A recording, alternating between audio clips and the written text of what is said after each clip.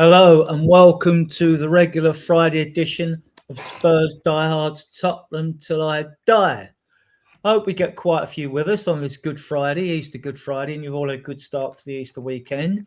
Obviously, people might be doing other stuff this Friday, which is understandable. And yeah, but without further ado, because I don't do long intros, I'm going to welcome Callum from Project Spurs. How are you this evening, Callum? I'm good, mate. It's nice to actually be about on a Friday, to be honest. It's quite a rare one, isn't it, now? But it's good to be back on with you and Alan.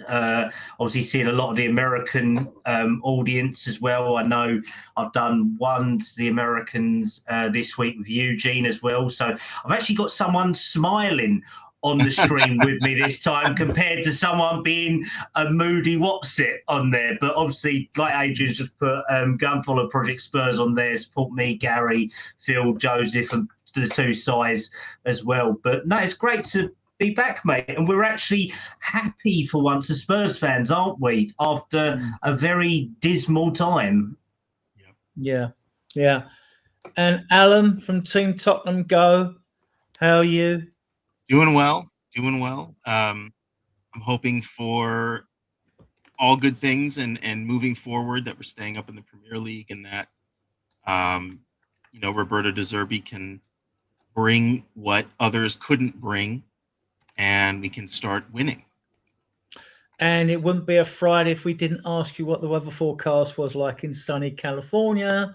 Today it is a temperate 23. Today 23. Okay, we're jealous in the UK. In London, it's not that here. Probably about 5. Yeah, I think it's about 3 out here in Essex at the moment as well. And it's 10 past 10 on a Friday night. What's it in California at the moment, mate?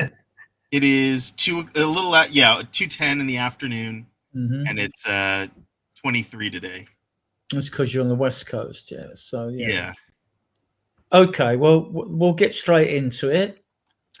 I'll start with you, Callum. Zerbi, I mean, we all know this has happened, but what's your take on him as a full-time manager? I have to admit, I'm one of them people that I think has been proven a little bit wrong. I was very much against it to start with. I am growing into the idea. We have seen some positive videos. We've seen positive outlines. I don't particularly like him as a person for different comments and obviously the way that he has acted just in general. But as a coach and a manager, I think there's something there. And I'm quite excited. Let's put it that way. Alan, your take on him? Well, to be honest, I really wanted Pochettino to come back. And I was a little disappointed that because Pochettino in dealing with the U.S. men's team, he's being sort of like Switzerland as far as not committing to anything and not wanting to upset the World Cup people. But I think at the same time, had he had the opportunity, I think he would have wanted to come back I think we all would have been fine with him coming back. But Roberto De Zerbi, that it's strange to me a little bit, because I think our previous sporting director wanted De Zerbi, and he left because we got Ange, and he'd been wanting De Zerbi, and now we're all of a sudden we're all in for De Zerbi. We've always wanted De Zerbi. I don't know where that's coming from. I only really know him from his time at Brighton and his time at Marseille. I know that he spent a couple of seasons at both, so I'm hopeful that we can have a manager that's here for longer than 40 days and less than 10 months or whatever. I would love it if we can start a long-term process, a plan in place. And I guess it is encouraging to hear that he may have a lot more control than other managers have had, a lot more say, which I think is important. As long as they're willing to execute. If he says go buy, I need Holland, that we go buy Holland. I don't mean necessarily Holland, but I just mean if he says go get someone, we go get them. We don't play around for the whole window. If we won't, Willie won't we? We really need to commit and back the manager, because he is the Tottenham manager. Like you guys, if he's the manager, I will back him. I want him to succeed, of course. If he wants to be here, I want him to succeed. So, I'm excited that everybody has a price. That's okay. Nothing wrong with that. And we obviously met that price. And that made me feel pretty good to know that we were willing to pony up the third highest managerial wages in the Premier League, just behind Arteta and Pep. I thought that was very good. And, overall, I'm very excited for the things to come. The things that he has said sounds good. I'm okay with him being a bit of a taskmaster. I think many of the coaches have said, that the team lacks a certain cohesiveness and mentality that other teams that are the big teams have. And I'm okay if that's what he's going to bring. I think he did pretty well at Marseille. Højbjerg was under him at Marseille. He had João Pedro when he was there at Brighton. And these are good players. And they've gone. Did he have Basuma at Brighton? Was he with him? We'll talk about that later as well. That's interesting. Well, look, hey, if he can get a tune out of Basuma, better that he play well, then we can sell him for a higher price, rather than a diminished price for not, and just riding on his off pitch laurels. Yeah, we can't sell Basuma anyway because he's out of contract in the bloody summer. I think we can activate a year's clause so we can get some. Yeah, money. He has got an extension, but I wouldn't do it. Just fuck him off, get rid of him. Yeah, I would as well, but new manager, you don't know. My take on it was a bit like Callum, probably you, Alan. I didn't even consider De Zerbi. I knew he'd had a bit of reputation, good and bad, highly rated as a coach. I wanted Chris Hughton as an interim because he's got the experience, been with 5 clubs, and he was assistant coach at Spurs and a coach at Spurs as well. Yeah. He never got a mention. They mentioned people that were a bit too far-fetched to do the job. And I wanted Poch as well in the summer. I still think Poch will return one day. I mean, it's not like De Zerbi's going to be here forever. If De Zerbi's here for 5 years or even 8 years, he's won things like Klopp or someone like that. And then eventually they still go anyway. So, so I agree with you, though. I wanted someone that had a Tottenham pedigree.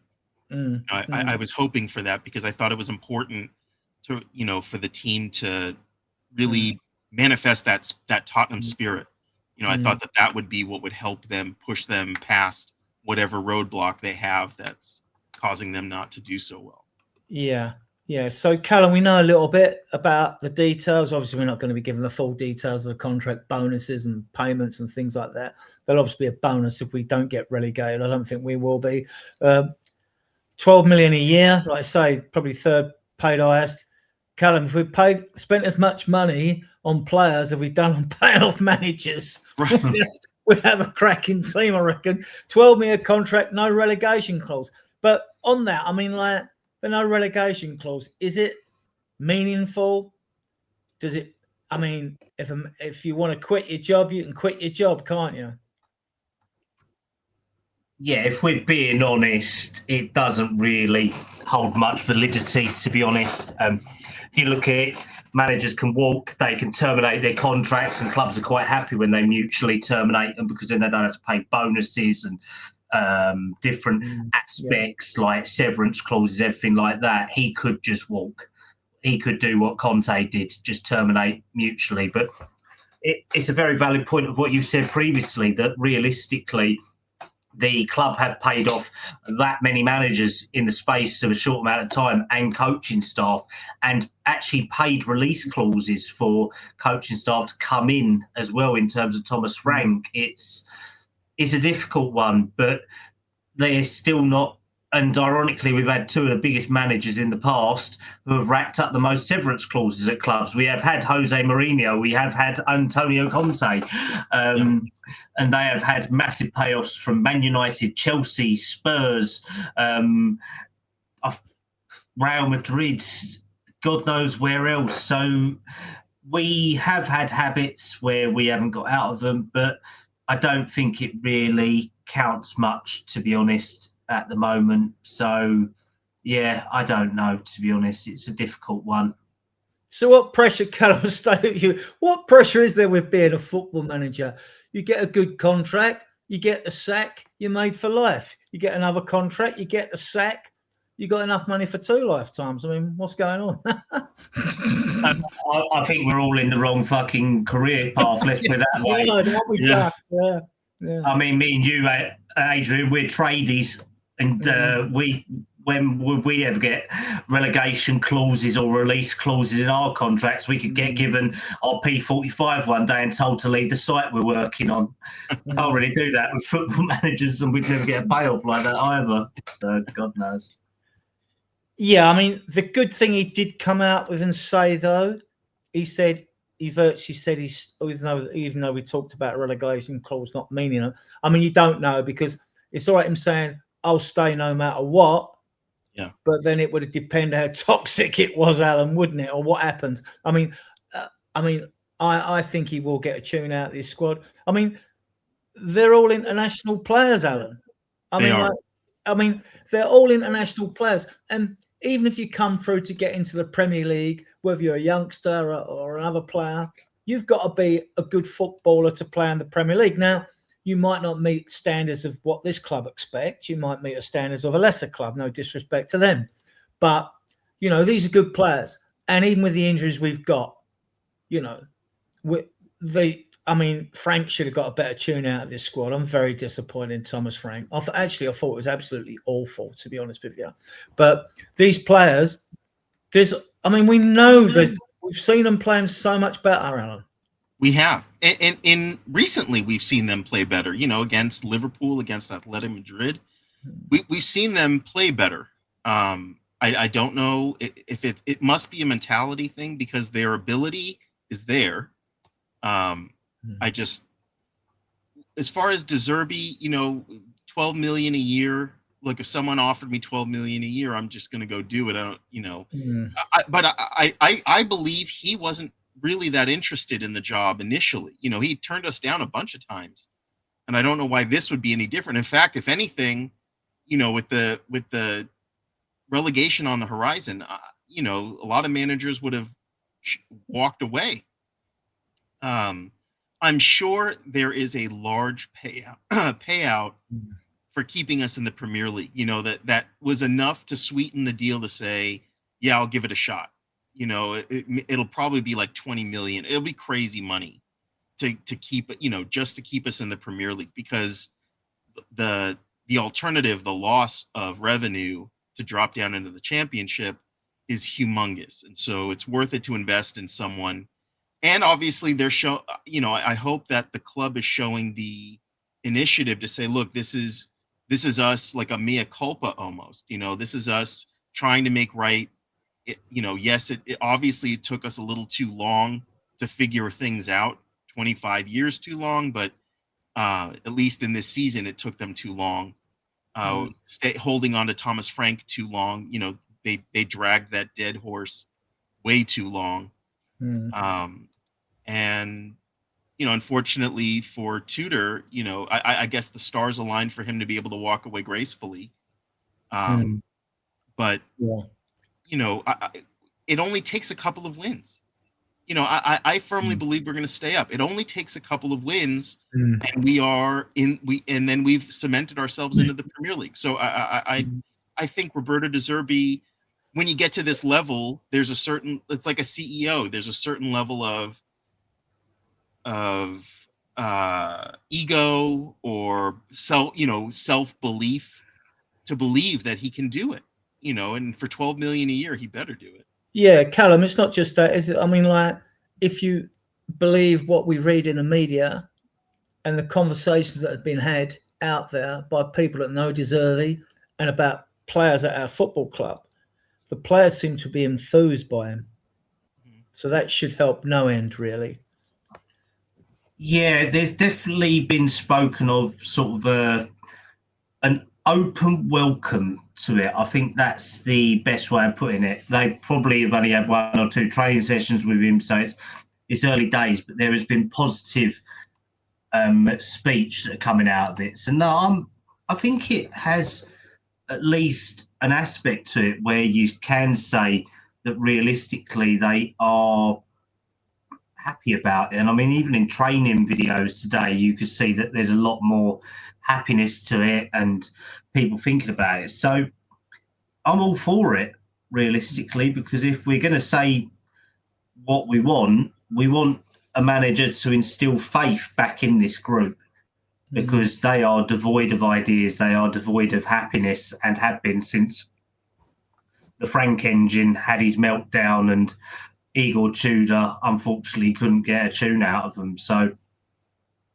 you have to, I'll stay with you. Save them. Yeah, I'll stay with you on this before we move on to the more controversial subject regarding Zerbi, which we will discuss and in detail. But what's your take on this? I mean, apparently Alex Ferguson had a say on the future direction of Man United. What do you think this involves? Sporting directors, or just he has a bigger say on bringing in players, or what do you think this is? I think he's central to it all, based on, if we're being realistic, Ferguson was his own man, and he was the epitome of what you would think Man United was at the time, wasn't it? He would have a full controlling aspect. He would work with the sporting directors, but ultimately, whereas the sporting directors would have so much control at most modern clubs, it's now like, if they're being honest, that De Zerbi will be the one with a controlling aspect to it. He will have full discretion, full overview authority on it. And if, and I say a big if, it is true, that's instrumental from a club. That is someone that's not what we call the head coach role, who's responsible for just coaching the team, getting an aspect out of it. You will be a proper team manager if that's what he's going to be, because he will have full autonomy, full control, full aspect and overview to transfers, sporting directors, coaching staff, scouting staff, transfer analysts, the tea lady, where they go on pre-season tour. He will have so much influence on that. And that's a big step. Does that admit another failing of the club, that we have people who are not strong enough in a footballing capacity leading the club at senior level?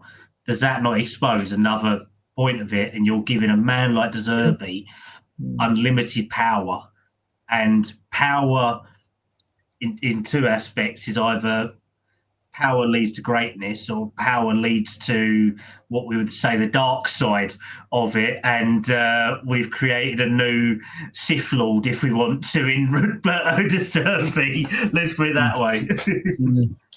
Yeah, Alan, I mean, we've always wanted, but it didn't happen. We've always wanted a sporting director, a director of football that's had the power. But you've only got the power if you've got the money to back it up with, haven't you? Like to go out and get players and all that. We've always wanted that. And, Paul Mitchell left, didn't he? He was probably about the last good one the fans liked. I didn't actually research who we brought in and who we didn't. We know that Poch had a good team under him, though. So I'm not doubting him. So, but the club have never done it. Do you think this is giving De Zerbi all his want? This is the bold, really. Part of that's panic from them. They were lost at what to do, which direction to go, and whatever. Well, I think it highlights the failings of Langa and Vinay. I think this is how big clubs. Like if Pep Guardiola was to say, "I want that guy," they don't just ignore him, because Pep could go elsewhere. Or when Klopp says, "I want this person," they go get that person. When Ancelotti was at Real Madrid, if he wanted someone, they got him. I think it's a good sign. It's a sign that they're looking at the other clubs, and I think the other clubs, the other big clubs, and saying we want to be like that. And I think it puts a lot of pressure on the manager, but it's a good pressure, right? If we believe that this is the person to lead, then we should want them to get the people they want, not people we think that are good enough, equivalent within our price range that we would prefer. All of the hemming and hawing and go get me someone. But instead we get them Dominic Solanke. We want this person and they get somebody else. We wind up with Conor Gallagher. I'm not knocking either player. I'm just saying that at the time the manager may have wanted someone else, and we're getting them sort of equivalents. That's not how to run it. We had Daniel Levy for so long who wanted to hold control and did so much of that on his own. I think now that Daniel Levy's not around, there is that vacuum, and I'm okay with the person that wound up with the power being the manager, because at least then we know that they're the ones that are guiding the ship. It's up to people like Vinay and Langa to go make that happen. And we know that if it doesn't happen, and he walks, we know there's probably a failing at that level of sporting director, someone who, or the scouting and the sporting director people who couldn't execute what De Zerbi wants done. So I'm sure there's got to be a lot of guarantees. I'm sure he put a list together. I can't imagine he didn't have a list already created to say, if I'm going to take over, these are the players I want. Here's my list. I expect them. When they come, so it's okay if rumors start coming. We'll start hearing rumors, I'm sure, about players. Oh, they're already flying, mate. They're already flying. It's already starting. But I hope that some of that is based in fact. That let that happen, and let's see. Here you go. In good faith, this is my list of players I want to see. I better see them in the window. We better bring them in the window. I expect to be training them in the summer. That I would love to hear that. That's not something that we've had at Spurs. Yeah. Callum, that's a relief, especially if it means no more Joe Roden, Nkudu, NG, players of that ilk. My only concern is if we do get linked with younger players, because I like you, I want to see the pathway for Mikey Moore and Vuskovic, and definitely those two minimum, next season. But what's your take on his future direction? You think he's going to have a big say in transfers? Yeah, you're looking like. I reckon a big call on transfers. I spoke to a couple of people today, and we were just having general discussions, and we were saying that he did have a history of bringing through a good couple of young players at Brighton. Admittedly, though, quite a few of them were sort of the equivalent of Graham Bergvals, who were brought into the club, not actually inside the club. I mean, sort of his call to fame's maybe Ferguson, Hinsselwood, but they'd already sort of been around with Graham Potter. Did he take Ansu Fati on loan as well, though? I think he did at the time. Yeah, he did. He took him on, and then he obviously had Minter, and he had a young Matoma as well in that sort of ascendancy stage, which they're all good players. Some experience. He brought James Milner in there as well, didn't he? Yeah, and I mean, obviously, and this is me being purely nostalgia, but if Spurs could have had someone like James Milner or Gary Cahill in our squad over the years, I mean, Jesus, it would have been looking like fossils, but I mean, I would have loved it. And it's just that old aspect of English football that we love. But I'm like you, Adrian. I do want to have a pathway to the first team, because even today, Jamie Donnelly and Will Lancashire, great link up for Oxford again. Alfie Devine assist. Ash Phillips playing again for Stoke. Luka Vuskovic being rated one of the top 5 centre-backs in Germany at the moment as well. Archie Gray getting man of the match for England.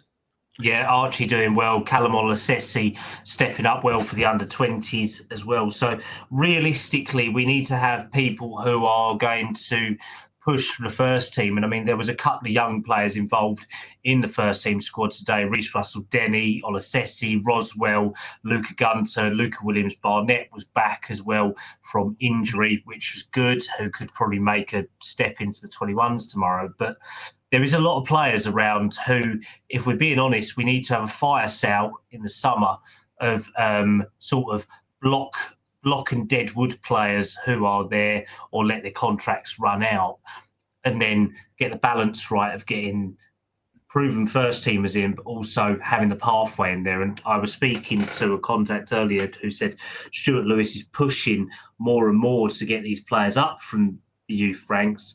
But it's obviously early days for Zerbi, so we need to see what he's looking to achieve in these 7 games. Is it going to be hell for leather to survive, or actually start implementing his tactics from day one and seeing who's good enough and who's not in the squad? So it all interlinks. It's not just about youth profiles and transfer profiles. It's about what he's going to do on a tactical basis, on a day-to-day basis as well. I mean, Alan, all right, we will talk about 7 games coming up, but for these youngsters, when we talk about bringing these youngsters through, which I'm keen for some of them to come through, even Mason Melia, who's now got over his injuries, who was brought in actually to go straight in the first team squad, definitely in the under-21s, but he had back trouble and things like that. I mean, it's going to be very revealing who goes on the pre-season tour. Yeah, I mean, we have a lot of exciting young players. We do.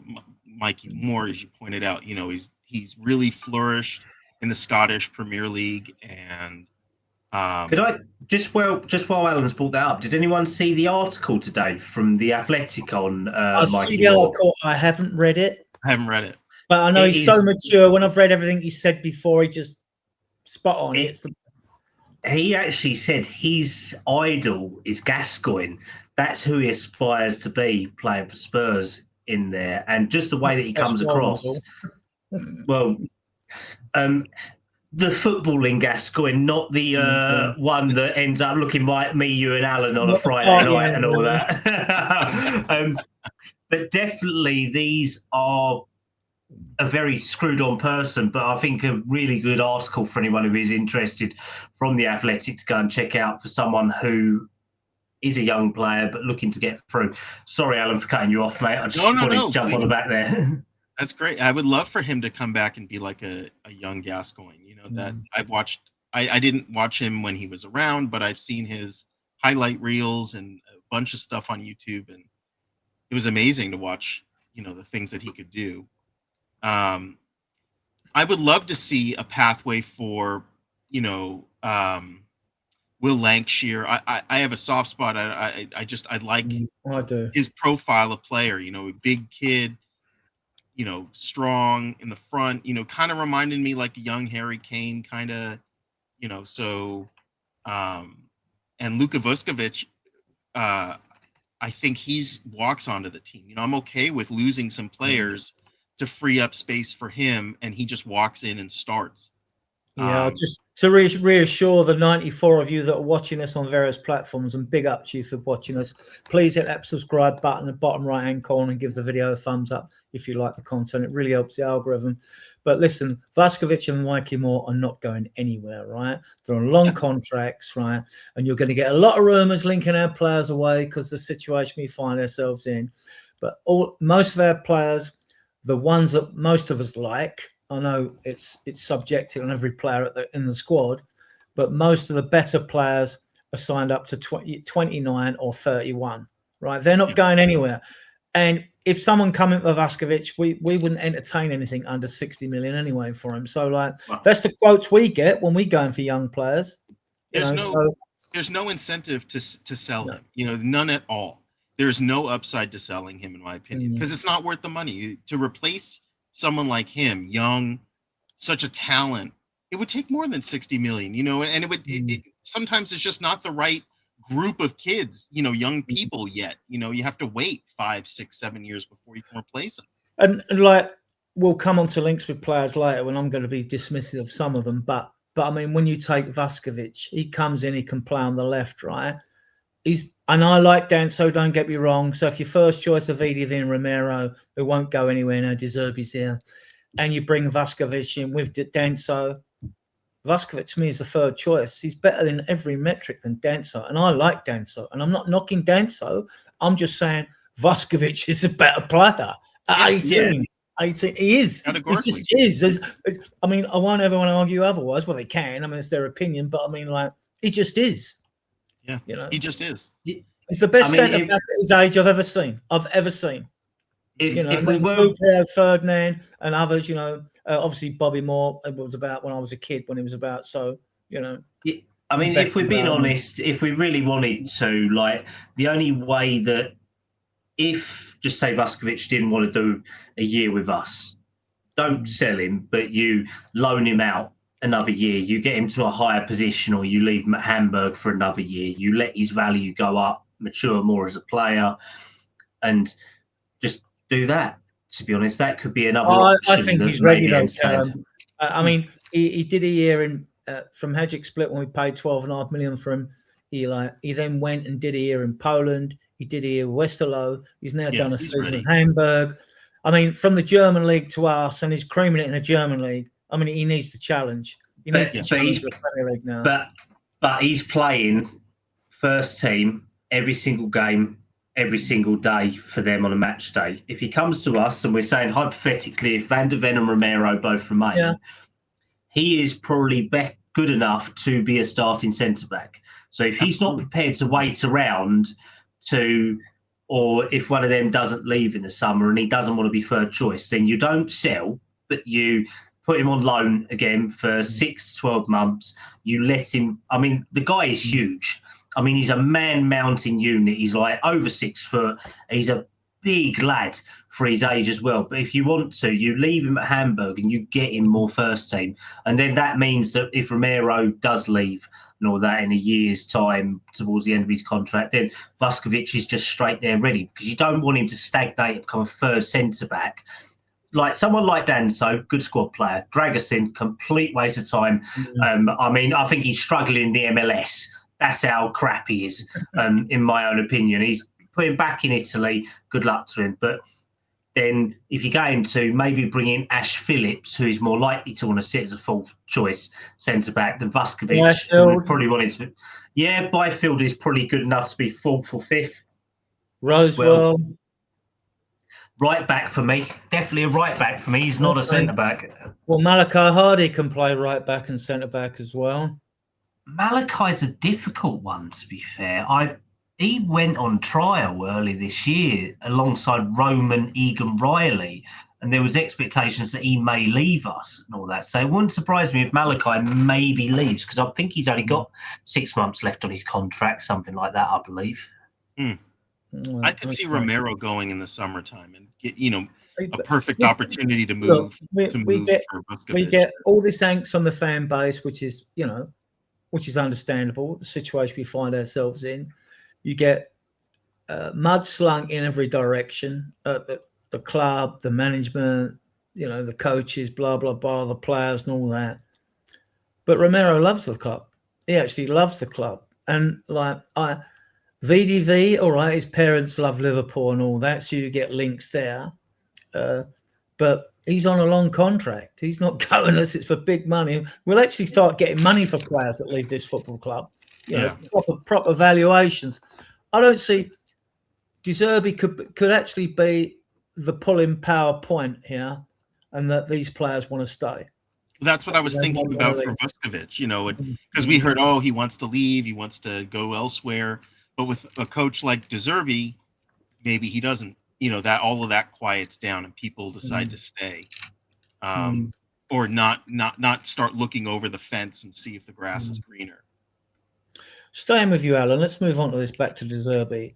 He should have learned from his previous unwise comments. Now, I don't want to be unfair with this banner, because to me, Zerbi wasn't with our football club, so I didn't really follow the story back then. I'm very Spurs-centric, as everyone knows. So I didn't really follow the story. I got the gist of it. You know, we know Mason Greenwood's an absolute arsehole, but now he's had a kiddie with his girlfriend. He's back together again. Probably bought her off in some way or whatever. So what he did was absolutely disgusting. No one's defending that. But the media, they love a story and to create a narrative anyway, don't they? Unless you actually gave me a transcript of what he actually said back then in context and not out of context. We know how media like to take one line and twist it and make it seem as bad as he can. And also, look, we're all guilty of supporting our players and managers no matter what they do, because they're part of our family, right? So, and you support your family until it's shown that it is utterly it's not defendable. And then you've got to say, well, okay, yeah, all right, they've got to take it on the chin. But I think this was a bit of maybe it's wrong to say it's a storm in a teacup, but this seemed to have more of a political narrative attached to it than anything else to me. I don't know a ton about Mason Greenwood. I know he used to be on Manchester United for a while, and then he very good finisher. Yeah, I know he's a very good player. I know he was. There was a court case, I think, or there was going to be, but then nothing ever came of it, or he was found innocent. I don't know which way it went. I know he wasn't guilty of anything. Didn't go to court. Didn't go to court at all. It didn't go to court. Right? Okay, that's what it was. It didn't go to court. If it did, look, it was looking. It would have been subjective. He's not been found guilty of anything. But the evidence, the video recording, the recording on tape and the audio and all that, something definitely happened, and the evidence did look strong against him. Yeah. Yes. It's tough because, again, the girlfriend, I think, stayed with him and then had a child with him. You know, it's hard to hold the grudge for somebody else, you know, for the girlfriend, and say, look, I stand by her, when she's stayed with him and had a child with him. You know, you figure if it's an abusive relationship, she should get out of there. You know, she would want out of there and certainly wouldn't have had a child with him. So, you know, if he learned from that, whatever happened, and hasn't repeated it, and it's not an abusive relationship anymore, he could be a bit of a scumbag, I guess. You know, he definitely could be. But when did this happen? A couple of seasons ago now, I think. Because he was at Man United during this. Then it was a while. Then he got the transfer to Marseille.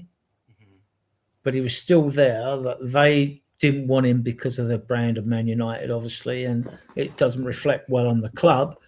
So really, they were getting rid of a very good player to me. And what was it? He wasn't convicted, but I still think he was a scumbag. Because I'm not aware of his comments. I don't know what Zerbi said that got him in any kind of hot water. Well, Cal, that's another thing, because I've noticed that obviously the club wouldn't have brought him in if they hadn't had a chat with him about this beforehand. And then we knew it would get raised in a press conference if he didn't kill it or try to kill it. And obviously said, I'm going to answer in Italian. So that's revealing to me, because he thinks like when he's answered in English before, his words have been misinterpreted. But he's not the criminal in this anyway, is he?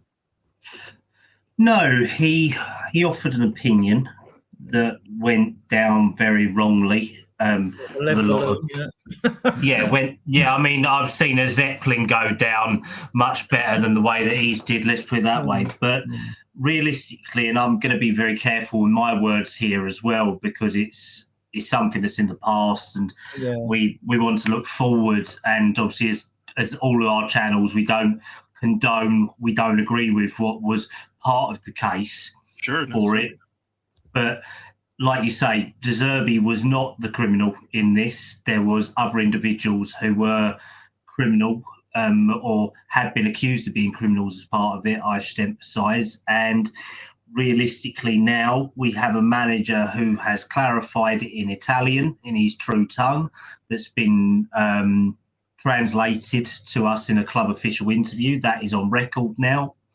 It is probably not setting the record straight, because I think everyone's going to have an opinion on it. And it's like I said earlier, I don't agree with some of the personal things that Zerbi has done, but he is our manager. He is our coach now. We have to go along and back it. We just have to be very mindful that there has been stuff in the past and there could be stuff in the future, realistically. And this links a little bit into the Tottenham Hotspur Supporters Trust memo that went out this week as well, where they was very vocal on it, and ultimately they took a standpoint against it. There was a lot of the female footballing Spurs groups as well that took a line against it, but the THST one was the biggest fallout. They was called out themselves this week for negligence on their own members' part as well. So that went down more than a Zeppelin and a lead balloon did as well, where even our own colleagues, our own Spurs podcasters, my very own mate Gary Ward as well, said, I weren't consulted and I'm a paying member from it. They was called out for they took a political line on something that they probably didn't think too much about. They was reacting to a situation instead of thinking about it. So I liked it when Martin Cloak and Katrina Law were part of it. You know. Well, that's the thing. That's when I was part of the trust. I was a paying member back then. We actually had a voice. Now they've taken their political officer lines, who are their board members and senior execs, who have been commenting on it and not taking the consensus of the fans. So I mean, it didn't go down well. And I think De Zerbi's interview went down well more than the actual backlash from the fans and the actual Tottenham Hotspur Supporters Trust, who were meant to represent the fans. So we are always going to be a split fan base, aren't we?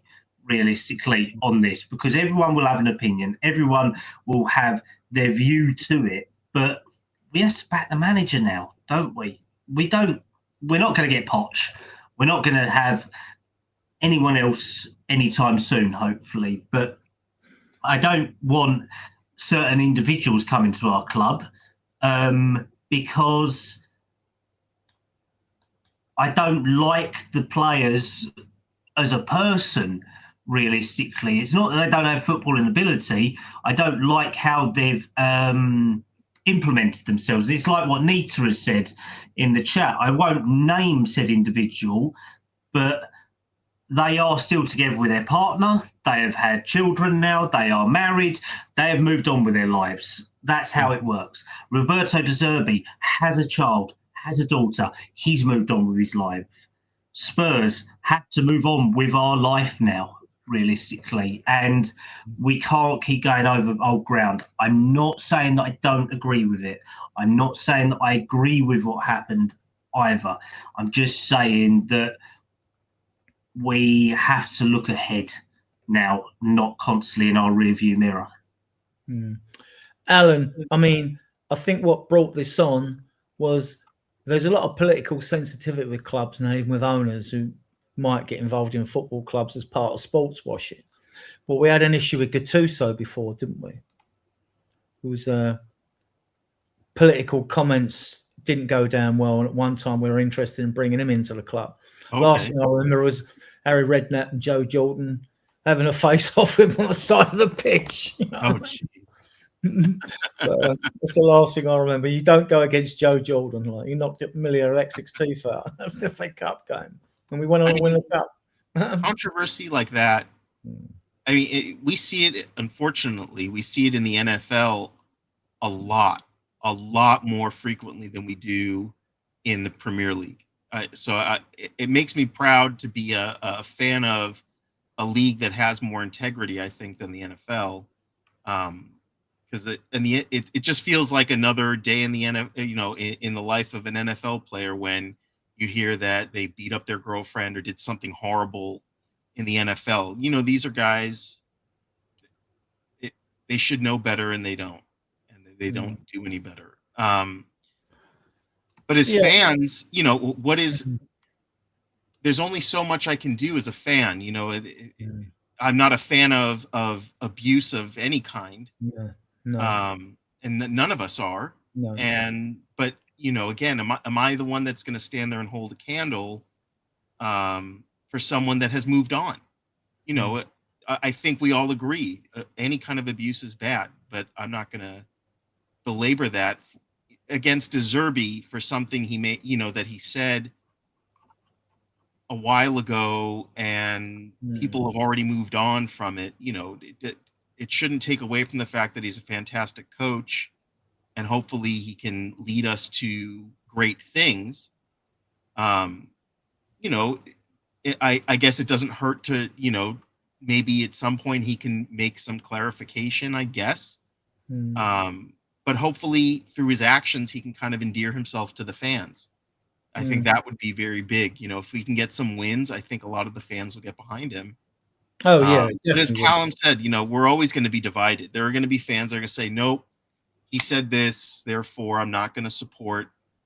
But, I think what Nita's saying here, I'm not a fan of having Greenwood come. Just like, I wouldn't want to necessarily hang out with Mike Tyson. Mike Tyson's done some terrible things in his life. And, the fact that he may be funny in certain things, shouldn't take away from what he's done in the past. Yeah, you don't have to invite those people to the party. Sports people are just as flawed as us ordinary working folk. Yeah. Callum, De Zerbi's, they talk about his questionable temperament. Is that passion and fire in him, though? What makes him the coach he is, though? I mean, is there anything wrong with a coach letting off steam at players and things like that? I mean, or expressing his opinion? That's what he's there for, surely. Yeah, I don't know.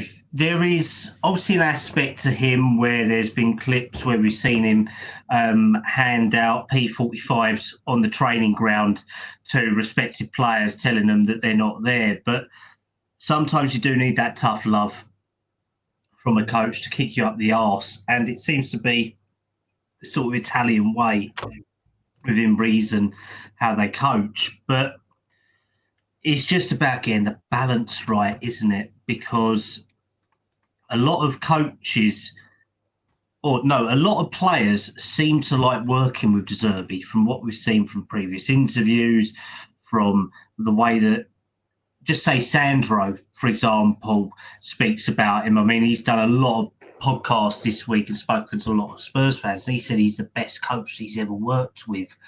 And obviously Sandro worked with Harry Redknapp, didn't he? And AVB and Pochettino as well. And these are some big names, as we're saying. But he said that realistically De Zerbi's his favourite. So I don't think it's all just one metric. I think De Zerbi's main issue that he has an issue with authority with people above him. He has argued with pretty much every director of football and board above him that he's been to, that we know of. Tony Bloom at Brighton, he's argued with a Marseille detachment. I mean, they are one of the dodgiest fucking club boards that you can ever get in France. Yeah, I mean, there's a lot of us, especially this season, that think, the players could deserve with a kick up the arse. But to me, you have to caveat or contrast comments about De Zerbi's temperament with the fact, It's all right for Alex Ferguson to throw teacups across the dressing room floor and shout and bellow at players or go around Ryan Giggs' house. But, like, it's not all right for De Zerbi to do it. Well, No. But there's there's passion and then there's being crazy. I think, showing passion and raising expectations, as long as the players, I think, see the level of expectation he has, and so, that he says, look, here's the bar. It's high. I expect you guys to get there, and hold them to it, because this is what I want, is what he's saying. Exactly, which is what I want. I want you to reach this level. I'm going to do what I can to get you there. Drill sergeants in the military, they're not there just to yell at you. They're trying to inspire you and get you to do something that you may not even be realize you can do, and to achieve levels that you may not have achieved before. And instill good discipline into people. With good discipline, exactly. And sometimes it takes a manager like a De Zerbi to do that.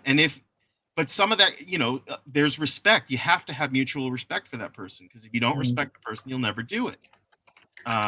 Or you'll do it, but you'll do it begrudgingly, and then you'll just never get there. So I think if he's going to be, if based on what I've heard about what the players, like he was saying, like Callum was saying, Sandro, coming out saying he's the best coach I've ever had. There are a lot of players that have been saying stuff like that about De Zerbi, and if he's such a tyrant, why is it that so many players are saying that they really loved their time with him? So, there's always two sides. Hey, what's going on, Zeus? How you doing, Zeus? You okay? Can you hear us? If you say something, it'll give us a clue. Yeah, stop Adrian talking, because he ain't stopped for the last hour. Zeus, can you hear us? Hey, can you hear me? Yeah, you can. There you are. We hear you. Okay, cool. Hang on a second. Happy Easter, how are you? It hasn't started, right? Right. We've been talking about De Zerbi, his temperament and all that. So I'm going to come with you then, as you're late on the parade, throw you straight in the deep end. Oh, wow. Sorry, is he the right, do you think he's the right fit, or does he feel like the right fit, Zeus? Or to add to it, are we just so desperate to believe that he's the right man for us, or is it a bit of all of them? Yeah. I mean, I think for me, the biggest issue, of course, is just staying up, right? It's almost like trying to compartmentalize staying up and all the other stuff that, the character issues and stuff like that. It's interesting that the board kind of like this was their guy and they really wanted to get him in the summer. So it's quote unquote good that this is, at least they got their guy. But for me, everything is just stay up, and then we're going to deal with the fallout, which is definitely coming next season or after we stay up, kind of thing. So that's how I'm looking at it. Honestly, though, if I have to answer the question about, the issues with Greenwood and all that kind of stuff, I think I'm okay with it, just because I never actually watched the video, but I know there are issues there of domestic violence and all that kind of stuff. But that's not even clear cut, because he got back with the lady in question, and then they have children together and all that. Yeah, so I'm okay with that, somewhat, as kind of messed up as it sounds, but it's not clear cut. He's not like, with Greenwood, from what I understand, all he said is that, hey, all he needs is a second chance or something to that effect. So I'm kind of okay with that, even though I don't know the specifics. Like I said, I haven't watched the video and all that, but I'm okay with it. But I'm really more focused on the managerial ability and if he can keep us up. Yeah. I mean, we've had a good discussion on that, Zeus, and I think it does seem to come across that the media sort of portrayed De Zerbi as the criminal and all this, which isn't the case. Yeah. So, right fit for you, Alan, or does he feel like the right fit, or do you think we're just desperately hoping he's the right fit? Well, I desperately hope he's the right fit for sure. I don't want to go through another coach. Again, I think, is he the right fit to keep us up? I hope so. Is he the right fit in the long term? I think so. There's a certain weight behind his name, rightly or wrongly. I don't know what he's won. Is he a manager that has won a lot? Did he win at Marseille? I don't think so, but they were competitive, like top 3 or so at least, something. He got him into Europe, didn't he? In the second season, he lost to I don't know, PSG or something. There was a falling out or whatever. But he obviously, even without that kind of winning background, he's obviously done well enough that people respect him. And the fact that Tottenham would be willing to fork out 12 million a year for him, there's obviously something about him people like and people want. He's made himself desirable even if he hasn't won a lot, which is not an easy thing to do. Conte won things, Jose won things, and so when they come in, you kind of have a certain expectation. With De Zerbi, I think I don't know if he's been in this situation before. Yeah, he'll deserve it. That's great. Nice one, Tom. So is he the right fit? I hope so. Definitely, I hope so. We'll see how it goes. These players have confounded many a coach already, and De Zerbi could just be another in the long line of coaches that haven't been able to figure out this squad. Maybe it's because of the squad. Maybe it's the makeup. Maybe it's the wrong group. And the fact, we'll if we stay up, maybe we have a very interesting summer. If De Zerbi has his way. If we start to see a lot of players leave, maybe it's because of them. Maybe they just, De Zerbi looked at them and said, you know what, you're deadwood. Probably part of the problem, not the solution. Thank you for your service. Goodbye. But I'm hopeful. Again, now that he's the manager, I am hopeful that he is the answer, because I'll always back the manager. Yeah, what I've seen, and I did go out and get videos of all the games at Marseille. I post them to everyone, relevant people, and other videos of him as well. And look, anyone who plays attacking football gets a pat on the back from me. I'm sick and tired of this dirge that we've had to watch since Poch left this football club. I'm just sick of watching that crap, and I pay to go and watch it. So as much as it's painful for those of you across the pond to watch games when we lose, I have to actually go to the crowd. The only joy I get is meeting fellow Spurs fans, basically, because the games have been dire. Does De Zerbi's appointment turn around your opinion on, or sway your opinion one way or another, whether you're going to renew? At the moment, I'm not renewing my season ticket. My idea was as I said that last year, and I renewed because we won the Europa League. We're getting Champions League football. Right. But my opinion now hasn't changed. I'm not renewing this season because I think, well, one, I want to see how we do for the rest of the last 7 games. 2, I can get a One Hotspur membership.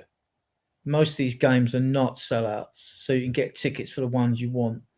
Then I'm not subjected to going to that ground at various times, at last-minute times when Sky decide they're going to change the time of the game. You got them at 8 o'clock on a Friday or something like that. Mm-hmm. I'm a fan of the old 3 o'clock Saturday afternoon kickoffs, to be honest with you. But obviously, the later kickoffs suit people abroad, right? So it's better for them. So I'm being selfish in my attitude, But yeah, so at the moment, no, I'm not renewing it. We'll see how this goes. We'll see how these 7 games go. It's not going to stop me going to games. Mm-hmm. And I'll still invest in Spurs play because I want to watch the academy games. Yeah. That's one thing they should do, actually. The club should email everyone who's got Spurs play when the academy games are on as well. They could do more to promote them games. All right, they could say, well, you can go to go on, use your app and go on. Fine, but you're not always aware there's a game on, a young game on the 18s or the 21s. And if you've got an email just to jolt your memory, it would help, So that's something the club could do. Maybe they do it and I miss out. I don't know. We've got 145 of you viewing us on various platforms. Big up, guys, on this good Easter Friday. Hope you're having a great weekend. Yes. Hope it's all well with you and your family and your lives. And please get over to, you can see the little red subscribe button in the bottom right-hand corner. We can't see it. Please get over there and subscribe to the channel and give the video a thumbs up. And while you're there, while you're doing that, hang on a minute, banners, get the banners up on these guys. Comments, where are we? No banners, so scroll down. Go over to Team Tottenham Go, where Alan's here as well. Get over to him, subscribe to his channel. We're all good pals here, regular Friday guest. And Callum's another regular on Spurs Diehards, and me and Ian are regulars on their shows as well. So get over to Project Spurs. They're growing, and let's get them up, guys, because they've only been going a little while. They're smashing it, really. They've got about 500 already, I think, Callum. Have you got about 500 there, is it? Which is good. I'm pretty sure about 500 on that. Yeah, they'll probably surpass us. We tend to, actually, on Spurs Diets, for some reason, when I go and look at our members and all them, our members seem to be around the 50 years and over. You know what I mean? Whereas, and I think, I don't know. I mean, I'm only guessing. I think a younger element attracted to a younger element type of show. I mean, I don't know. I could be wrong. Maybe it's just one of those things. I mean, we don't really promote ourselves as much as we should. But like I say, there's 147 of you viewing us now. If you can get us up, we would like to get up to 2,000, as soon as possible. That would be great. Right, back to the banners. I'm going to come to Callum because he was the last one on. Now, he's disappeared for a little while. Where are we? Scroll up. This is his main style of play, Callum, 4-2-3-1. I've seen, look, I'm learning this because I've had to research him this week as soon as we signed him. He has been known to go 3-4-3, but it's a very attack-based style of football from what I've seen. Very attack-based, very possession-based as well, and high pressing. So I did a tweet the other night where I put one out where it was his styles are 4-2-3-1, 4-3-3, 3-4-3, and 3-5-2 he has implemented, but with a very sort of Ange-esque style of attacking, but also ball retention, so more pragmatic in his approach. So and there's a clip that people were putting out about his Brighton time where they played it all the way from the back, from right back to centre back, to goal, to left back, across into the middle, then straight out to Matoma on the left. And it's all about expansive play as well. So high intensity pressing, high fitness levels, but also creativity style. So everything that we've been crying out for this season, everything that we've wanted to see, the Tottenham style of play, seems to be relatively sort of in line with that. And yeah, you're not wrong. Everyone hates Spurs. Somehow it's just us. People don't like us. I don't know why. We've never done anything wrong, have we? We've always tried to do it the right way, and financial fair play and all that crap that Levy banged on about, and we still got caught out, and 115 charges don't get no one anywhere. But it's all that aspect to it, the creative style. That's what I think Zerbi wants, and sort of does as his mantra of play. And if we're going to say it, that's what we want.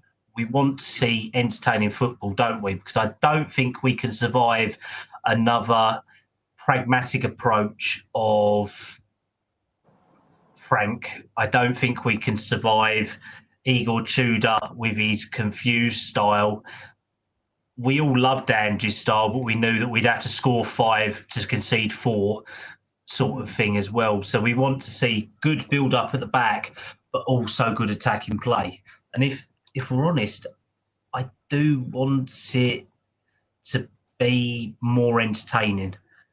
And if we can, we've got the players for it. We've got the squad capable. I think this squad is better than people think we are, if you get what I mean. And it is capable of doing it. Zeus, the high-pressured suit, VDV and Romero should be less faffing about at the back. And please, thank God, the less defending we have to do in a penalty area, the better. I mean, it's good that he has a defined style. I know people get Tudor gets a lot of flack, but I think, coming in and trying to figure out the Premier League and the players in such a short time, just put him in a very tight, bad spot. But it's good that the Zerbi, he has a style. Do we have time to implement it? He probably has to go a bit more pragmatic, right? I would assume. But right now, for me, the specifics of how we play and all that, I don't really mind as much. It's just, okay, just keep us up. Keep us up. I don't really care how bad or good the football is for now. In the summer, we can revisit, right? But yeah, all I want is just keep us up, and we'll revisit how we play and all that kind of stuff later on.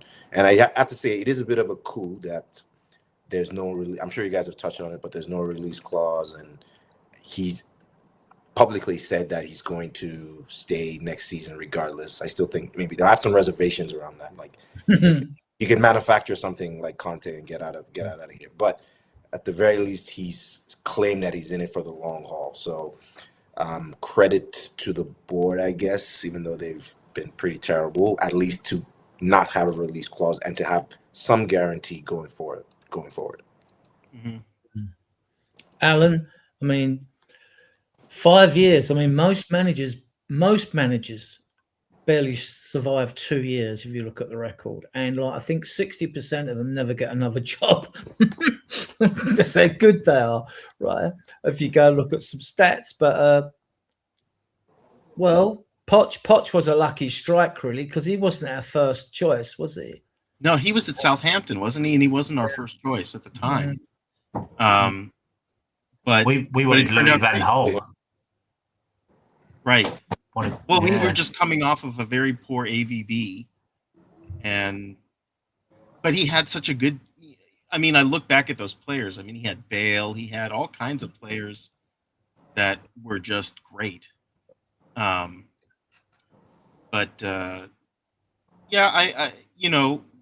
Attacking style football. We put up with such crap under Thomas Frank for so long this last season. And with Ange, it was high line or nothing. For a majority of the time, not all the time. I think Ange was kind of like, where we put Tudor, like Zeus was kind of pointing out.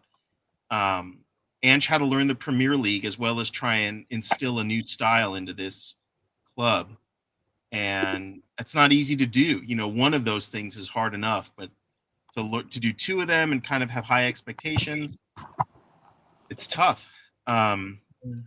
But with Zerbi has Premier League experience. That's something we forget. We haven't had. Well, we had Thomas Frank, but Thomas Frank never really saw a lot of success. And I never studied Brentford football to really get a sense of how it was going to go. He wasn't my first choice, Thomas Frank. Not that they're listening to me. But Zerbi apparently was top of people's lists. This is a guy that is in demand, for better or worse. I could say the same thing about Jose. Jose, we all know Jose likes to. He's going to blow up at the squad at some point. He's going to throw the players under the bus, and then he's going to leave. That's kind of how Jose is sometimes. And Conte stays until he's ready to go, and then just leaves. Finds a way to leave, but we tried. With De Zerbi, I know he's a bit of a hothead. But I'm excited about what style of play he has. I think he'll probably strengthen our midfield. I think our midfield needs strengthening. We give away too much in the midfield and force our defense to have to defend a lot more than I think they're comfortable with. If everything I'm hearing about our goalie is to be believed, he won't be around in the summer. And we'll get a new goalie, hopefully. Someone who I think, those are the rumors, for better or worse. Though he wants to go to Inter, Carrio's and nice, man. Vicario's not interested in staying. And if that's the case, I'm kind of in the mind like Adrian. It's like, if you want to be here, I'll be behind you. But if you want to leave, thank you for your service. Please go. I'm okay with that. And it, for better, worse, or indifferent, he's in the situation he's in as a contributing factor, not solely the factor for our, where we're at. But he's one of the cogs to get us to this point. And I'm okay if, a lot of the players decide they want to go elsewhere. That's cool. We will replace them. We have players. We have a very talented youth group that could come in and kind of do a lot for us. And I think Zerbi is someone that could get a tune out of them, So Callum, I mean, would we actually concede? We've been leaking goals everywhere. Would we actually concede more goals playing high line? I mean, the odd player beating the offside trap, or the odd ball hit over the top of, say, Porro, for example. I mean, I actually think high line can be used defensively as well. Well, yeah, high line can be used defensively because you press the other team, you close them down quicker. That's something we've been lacking a lot this season, closing down space, leaving open gaps for them to play over it. So if you do play a high line, the aim of it is to attack quickly, but then also to regain your shape and push the other team back into their own half to defend your half higher up the pitch. The higher you press, the higher you defend. Realistically, it keeps them away from your goal line. And it's like we've all alluded to, we need to be more pragmatic from the back. We know that Vicario could go in the summer. If he does, then good luck to him, but he has not been anywhere near the player we expect. Zeus has moved to his fifth room of the stream in there as well. And we've got a full view of his house wherever he lives. So we're just waiting for the garden sighting now. So if he wants to start going up and cutting the grass, then we might as well. But realistically, the actual aspect is that if you're going to play a high line, you push the other team, you force them away from your goal, and you then establish a strong basis from that. And like we say, Vicario can play deeper, or not Vicario, Van der Ven can play higher, can chase and push people back. Romero can play as a sweeper behind that as well. You then have a trusted six who can play between the lines through them to then keep the midfield shoddy, because it's not just our defence has been weak, it's our midfield which allows a lot of these issues to happen. And on that, Callum, to stay with you, I mean, do you think, the players will adapt quickly to Zerbi? I mean, there was concern on various podcasts that, it might take time, 7 games. He didn't win his first 5 games at Brighton.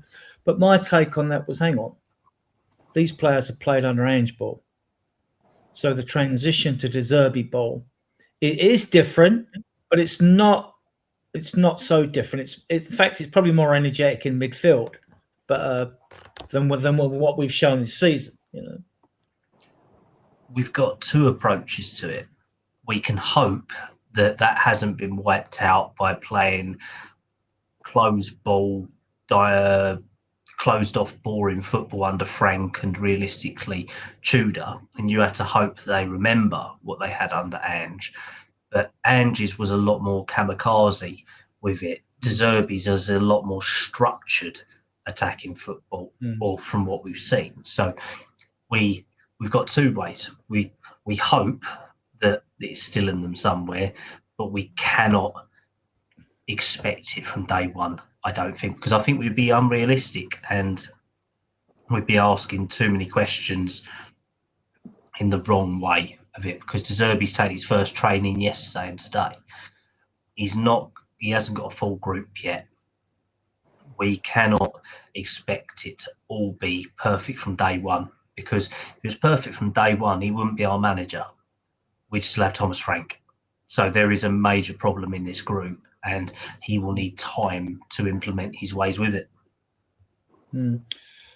Zeus, I mean, you're looking at Zerbi. looking at players he's brought in, even youngsters, he seems to like technical players rather than athletes, which the Premier League's full of athletes, runners. What players do you think will thrive under De Zerbi? You can make a long short list. It doesn't really matter. I mean, like. Yeah. Apologies again, right? Moving around my parents' place, and they're moving around and all that. So I'm trying to get. That's all right. Don't worry about that. Yeah. But definitely, Kudus is going to be like nailed on. Like I hope it's going to be a better version of what it was with Frank. I think that was Frank's main guy, which was, I think, a bad version, maybe overemphasis on that. But I know definitely he rates Kudus, so he's definitely going to be a big part of our attack. I would expect Simmons to play more often, definitely under Tudor, more so than under Tudor. So expect him to feature quite a bit. I think Bergvall is going to get a lot of playing time. And maybe pure athletes like Gallagher might suffer a little bit. But yeah, definitely Kudus and Simmons I can see as like just guaranteed to kind of feature every time. Maybe he can, I don't know, coach Simmons into being a better player and how to deal with the physicality of the Prem and that kind of thing. But yeah, I expect those two to be a big part of the team going forward. Alan, your take on what players before I come to Callum? I listened to people on Slow Sports News tell me that Bentancur might very well thrive under De Zerbi. I think that the very energetic players will probably thrive. So we're talking Sarr, talking Bergvall, probably Archie Gray, Kudus, people that tend to run and continue to run and have the good stamina. I think will probably find it a lot easier to adjust to his type of play than players that don't have that kind of stamina. I'd be interested to see who else can kind of rise to the occasion. I would love for some of these other players to rise to the occasion. But I think players like the younger players like Bergvall, Sarr, I think they will definitely thrive. Callum?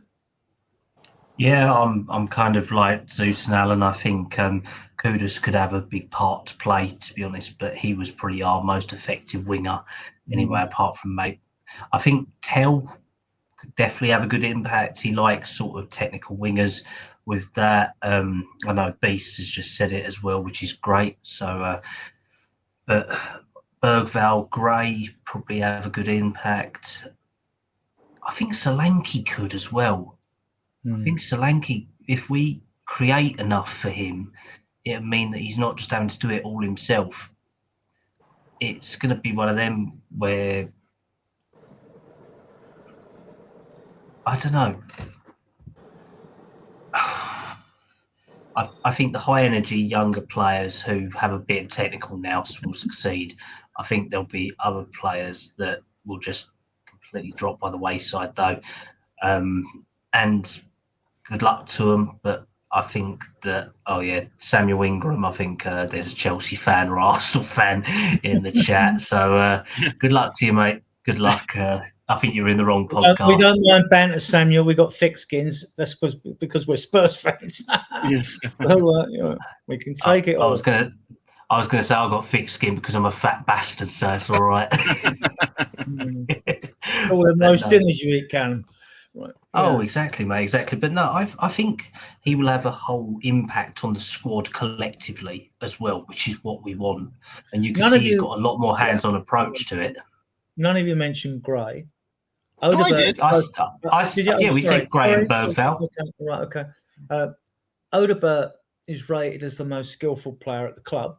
I mean, him and Maddison's supposed to be the two most skillful, so expect them to play a part.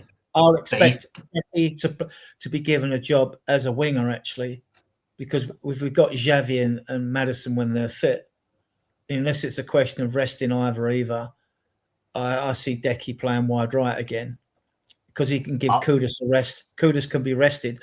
I mean, we picked players as if they're going to play all 38 games in the cup games. It's not going to happen, right? So like Wilson Odegaard did his ACL. I think we lose that at times. That it's a squad game. ACL injuries are really tough. Yeah, I think me and the boys kind of went for what impact he would have on the squad more now, not for players that are dead and buried for the rest of the season, to be fair. We're going to get the X out in a minute then. Yeah, so I mean, like you, Doggy, definitely. I love this player, but obviously he's got to stay injury-free. I think he'll like Porro for his technique on the ball. Obviously, the centre-backs, the three main ones, Dan Sovidin and whatever. I mean, Gallagher's done nothing, Sarr, he's well. Let's move on to the banner then. I'm going to stay with you, Callum, right on this, right? Well, just on Sarr. Sarr at one point, with Ange and whatnot, he was one of our best players. He really was scoring. He's the best pre-season he was, and Frank decided to drop him. He has that in him to be that kind of player. So I don't know if it's coaching, and he feels like he needs a coach that can kind of push him again to those heights. I think it's a run of games, Alan. I mean, when you look at the fact that we haven't really had it, there's been so much chopping and changing, Yeah. Callum, what players? Sarr struggled with injury this year a lot, even after AFCON.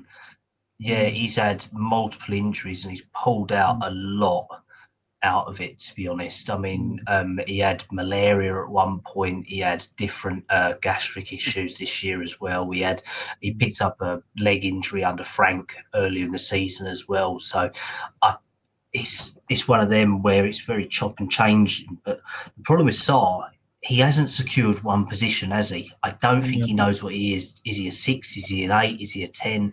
Is he a technical midfielder? Is he a passing midfielder? Is he a creative midfielder? He's kind of like Gallagher. He's a bit of an all-rounder that's all right at stuff, but not good at one thing. That's the problem that we got with him. And that's kind of how we've expected our players to be, right? We play them in out of regular positions, and kind of we expect them to be more jack of all trades, masters of none. We're hoping for the best. That's the problem. We've got an overinflated squad of players that are from 4 different managers now. We've still got people that are from Pochettino, Mourinho, Conte, Stellini, and Frank. Our squad is mismatched. I think that's the best way of putting it. Callum, I don't see us paying 30 mil for Polinia. Right, one, he hasn't got the legs to get. He's good at up and down. He's good going forward set pieces. He's banged in goals, so he's impressed a lot of fans in that direction. He's good at making that tackle. If you're leaving one man back in front of a back four to do that job, that's fine. Other than that, he's pretty one-dimensional. He can't get across left and right quick enough to intercept. He hasn't got the legs to do that. Bentancur, we need to see if he's been playing within himself, because prior to that ACL, I loved the player. I really did love the player. Come back. Just seems to be playing, and I don't know if we don't know if he's under orders with his managers. Play a bit deeper. The Bentancur we had before the ACL, he was phenomenal. Everyone wanted him. Now, if you can get that Bentancur back, yes, I think otherwise he goes. I think Sarr would be another one who'd make a very good squad player, but I could see possibly those 3 leaving. I reckon that there's a good chance of it, because realistically, Richie could go. Muani could probably. Well, he's not got an option to trigger anyway, so I don't think that we would consider sort of trying to buy him. Then Vlahovic becomes available, what I mean? Juventus wants him. Yeah, so good luck to him if he goes. So realistically, you've got people there. I mean, Bentancur is the injuries. And even though they signed into a new contract, I wonder whether they did that to protect value as such. We know Basuma's going to go this summer as well. He's another one that's in that 6 or 8 category who doesn't really know what he's good at. We've got probably about 6 or 7 players who realistically could be sold. Yeah, you could say Bentancur, Sarr, Paulinia, Richie, Dragerson. Yeah, Muani. And Muani at 6. Davis is out of contract, but I think that's 7. My hope would be though that Davis maybe becomes a player coach. Mm. And I And think that that'd would be a free good up one. spaces for Vaskovich, Mikey Moore. So now you're down to 5, and it gives him an opportunity to bring 3 or 4 of his own in. But players have got to go if he's bringing players in. And that will all depend on Premier League or Championship status as well, which then will give us the idea of where we sit and where we don't sit in terms of players availability. And I mean, I know we're going to cover a couple of names on transfers tonight, but we know that there's going to be interest in Brighton players realistically, and there's been links and sort of quite reliable links today to people like Verbruggen. Well, that's a replacement for Vicario. You've got Van Hecker. While we're there, let's go on to that then, because I'll go through these and you can go through them then, Callum, right? Because you're a transfer guru usually. The Zerbi transfer rumours so far: Locatelli, central midfield; Verbruggen, the goalkeeper at Brighton; Tresoldi is a striker at FC Bruges, right? Leonardo's Brazilian young striker at El Hilal. Yeah. And Sara's the playmaker at Galatasaray. He's young though, and he's 22. So look, we bring one of our youngsters in for Christ's sake. Christiansen, centre back, we know of. Ndicka, we were linked with before, left-footed centre back. Well, if VDV were to go, yeah, and then Wesley's a full back, but he's 22. And what ones you got to add or to these? So Locatelli's going to sign a new deal at Juventus, so that's a non-starter. For Bruggen, I know there's interest there. For Soldi, not heard his name. Leonardo, I saw from an Italian source today, so I'm not sure on that one. Sara, Turkish source, so I wouldn't put much to that. Christensen's been on the list. Ndicka was a Paratici, one that they like, but I think that's dropped. Wesley, I'm not sure on. There's Van Hecker, the centre back. There is Ferdi Cardioglu, right back, even though I think that one little bit 50-50 because we've already got 2 right backs. They like Hinselwood, but he's been liked alongside Alex Scott as well, and alongside Hayden Hackney. So it's just a list of English midfielders that's sort of there for compliancy issue. Evan Ferguson is one that was said as well. But that's more towards maybe what De Zerbi likes as a striker, realistically. But he does have sort of qualities that match, and he fits quota issues in there. Sorry. I heard a later interest that there was a Denzel Dumfries that's being offered around at 29 years of old. We should have gone in for him earlier. I liked him. Is he at Inter? Yeah. He's in Italy.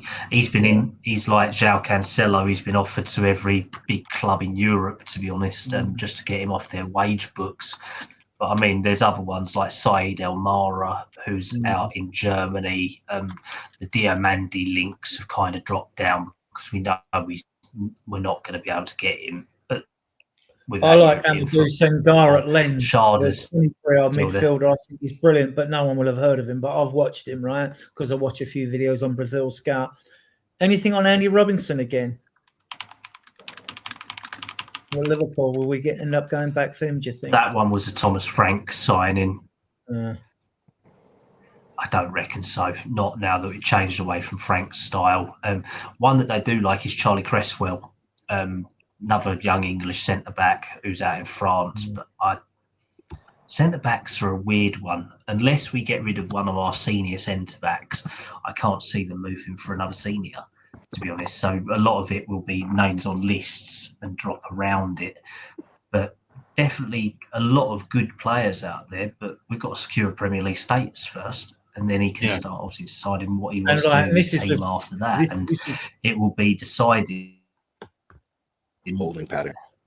It's going to get mental, Zeus, isn't it? Because these are just names that have come up because the Zerbi's come in, right?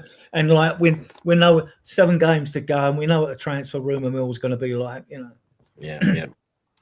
And also with the board's rumored, war chest, we're really going to go for it this summer. I think the outgoings are a bit more, not interesting, but just more certain. Like, okay, we can upgrade this, we can upgrade that, but with the Zerbi coming in and the promises from the board, who knows who we could bring in the summer, right? It ranges so wildly. And if we stay up, and if they don't bring anybody, like we have to, we have to like the I'm coming in to protest. Like I'm flying in to protest specifically because the awfulness of the winter transfer window was, I don't know, it was baffling.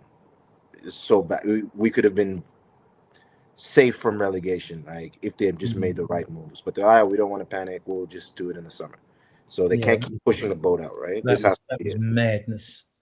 Yeah. I said they should have bloated the squad and worried about getting rid of the surplus in the summer. I think, yeah. But so, do you think Zoo's staying with you? Do you think Zerbi's got pulling power to bring players in? Yeah, 1000%.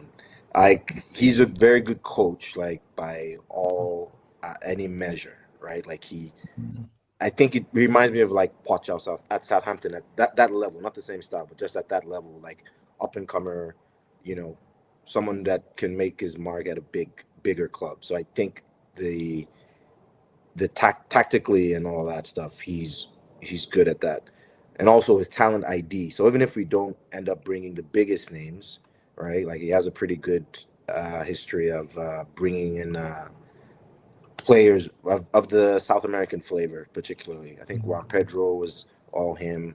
I think Baleba was all him as well. So he's got that as like going for him as well. And we're still a big club if we stay up. And like I said, the money, like going by the Gallagher, wages. And if the board continues with that, like, okay, we flirted with disaster, but still a top stadium, a top coach, we should be able to attract, any big name free agent, I believe. Alan, do you think we're going to fish in the French and Italian leagues? Was that too obvious? Yeah, no, of course we will. Of course we will. Well, we tend to like the Italian leagues anyway. Cheap.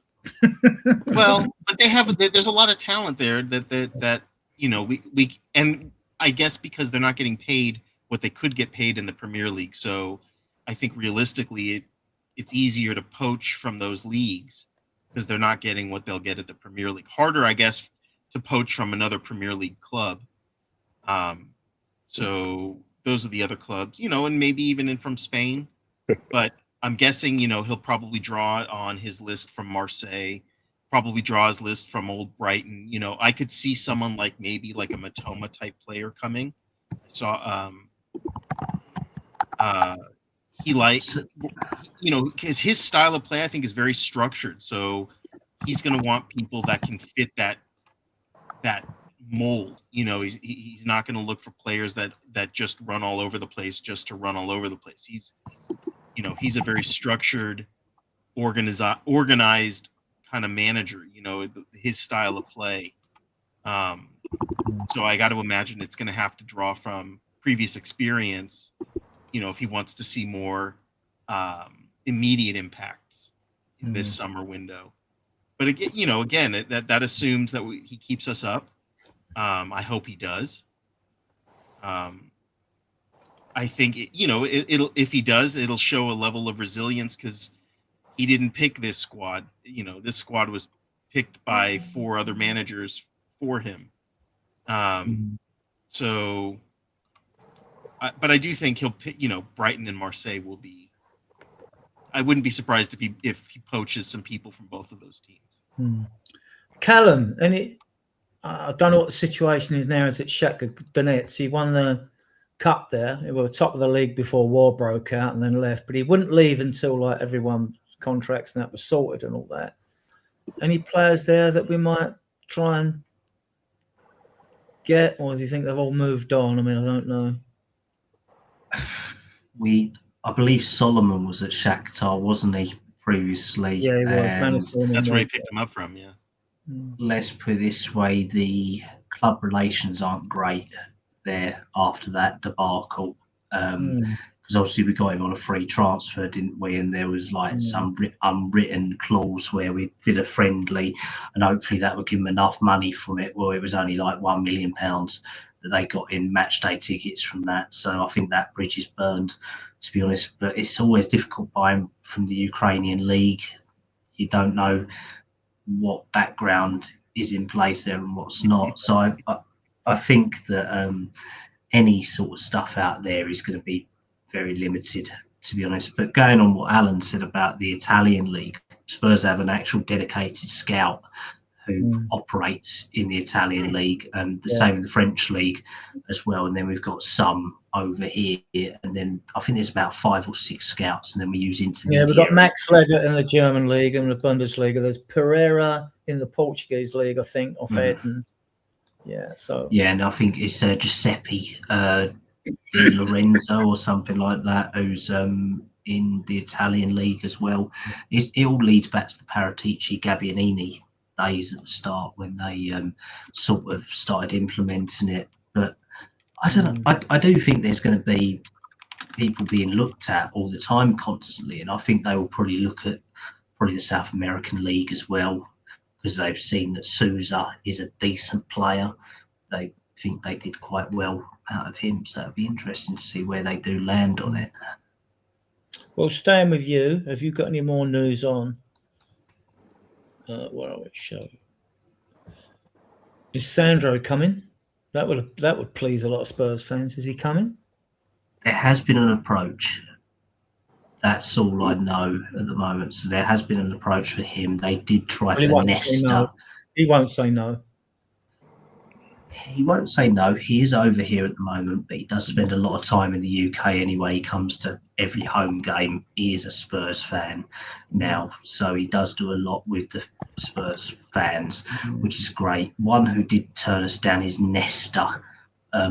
He wants to continue pursuing a senior role with an aim to be a head coach. Let's put it that way. There was a list that went around earlier. A lot of coaches I don't know, to be honest. I do know that Dean Brill and Stuart Lewis are staying on for at least the time being as part of the previous coaching staff. The same with Otter, Jorgensen and Cameron Campbell as well. And Bruno Salter is still at the club as it stands as well, as like sort of a transition from Tudor. But a lot of the coaching staff still needs to be balanced at the moment, and a lot are waiting on work permits because they're all either South American or European. Yeah, Zeus. This is the last chance for them of any vacation in Lang Yang, isn't it? I mean, I think a cynic in me and Spurs fans will say like, oh yeah, give De Zerbi more of a role in everything, so if everything goes wrong, they can blame him. Possible. I think last chance for Lang. Is it Langa or Lange? Yeah, Langa. Yeah, I think it's last chance for him. He's been there longer, and you hear things of not being able to get deals done, and Levy having to step in, that sort of thing. Not great. This window, the January one again, very poor. We're not going to panic, and then you go down. Well, we should have panicked, clearly. So him, even if we survive, I think he might be on the outs.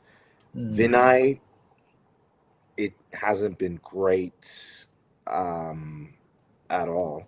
He's only been there a year, but I don't know. Like I didn't like the way he tried to. I don't know if it was for him or I think it was where he maybe tried to throw Levy under the bus, said all the faults were like the previous regime, that kind of thing. I didn't love that personally. Maybe he gets another chance if we're in the championship. I don't know how you guys feel about it. The whole Arsenal connection, but he might have another chance. But Langa is definitely. If we go down, he's gone for sure. Like that's like like the first day, next day kind of thing. He's done. If we stay, it's still dicey.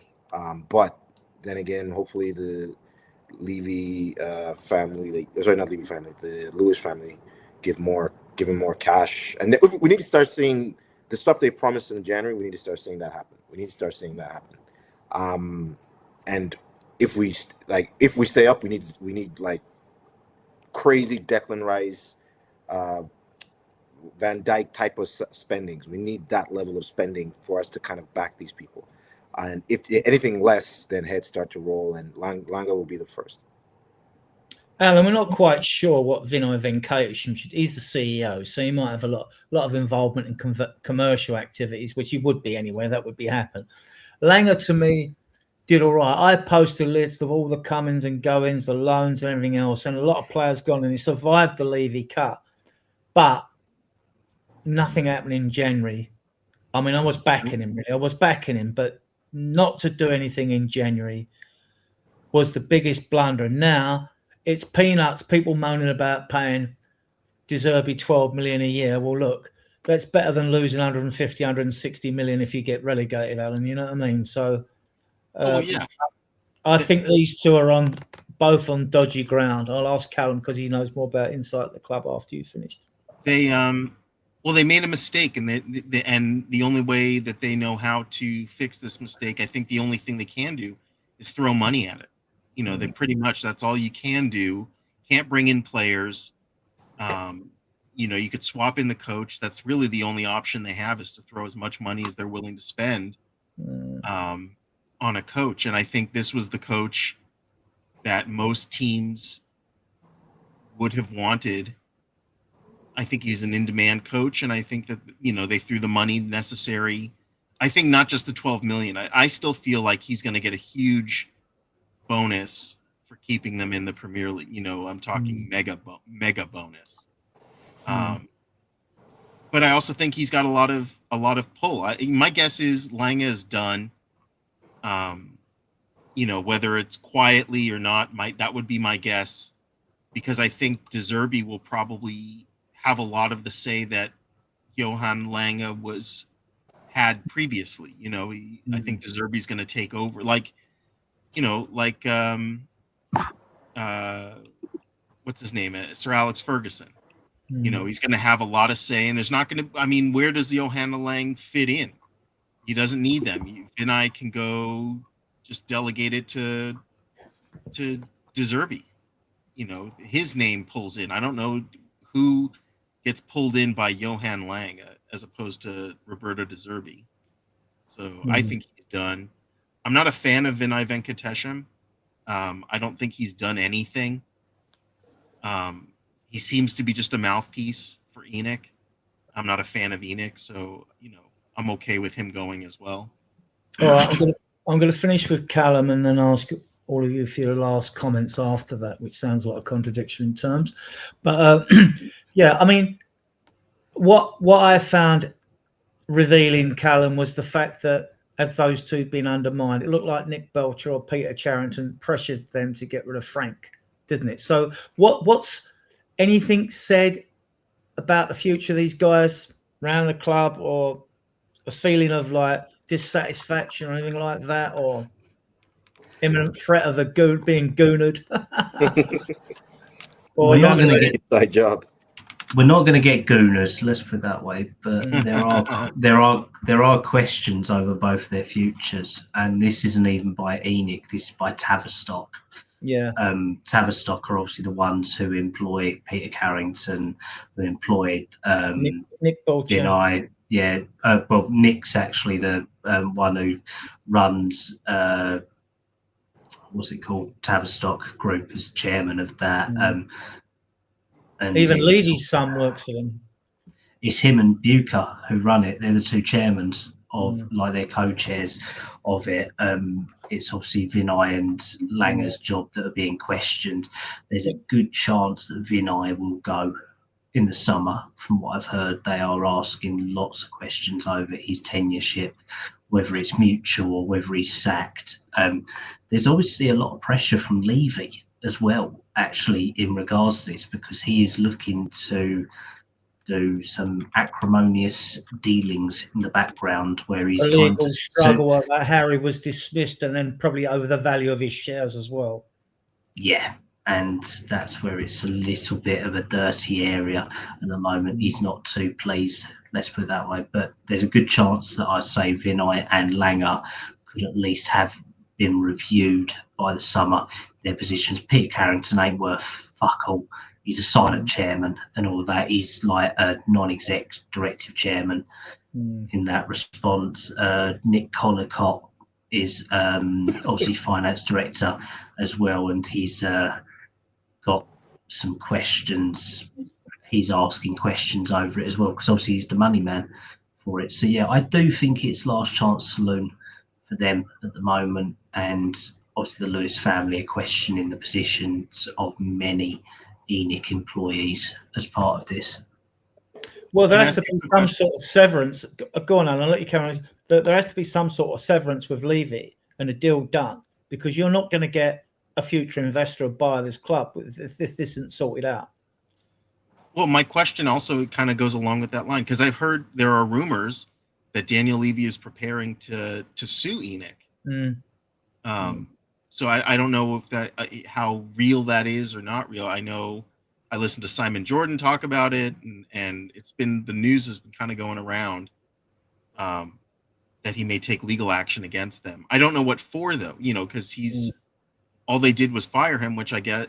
Well, Ian Meff, he's the employment law specialist, but he will do his show Sunday. I mean, my take on that would be like, depends how he was dismissed. If it's constructive dismissal, he's got grounds to sue them.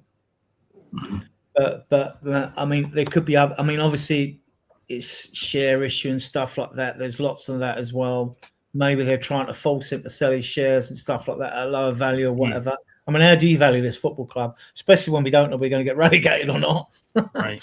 Well, all we're valuing it on is purely asset distribution at the moment. So any property owned by the club and the value of the squad.